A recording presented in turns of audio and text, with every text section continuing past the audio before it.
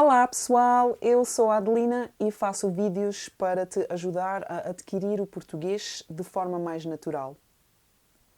O António vai para a escola. Ele apanha o autocarro das 8 horas. O autocarro é grande e azul.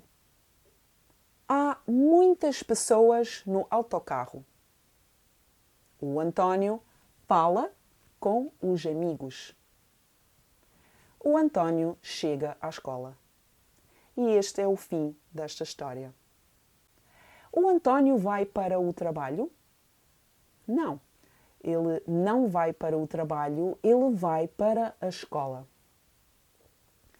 E o António vai de comboio ou vai de autocarro? Exatamente, ele vai de autocarro.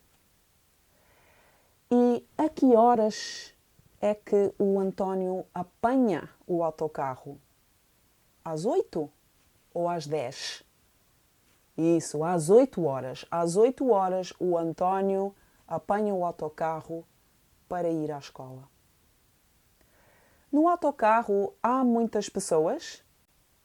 Sim, há muitas pessoas no autocarro.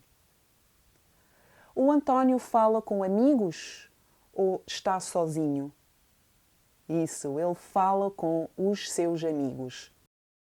Não se esqueçam de deixar um like e um comentário neste vídeo. Eu vejo-vos no próximo episódio. Tchau!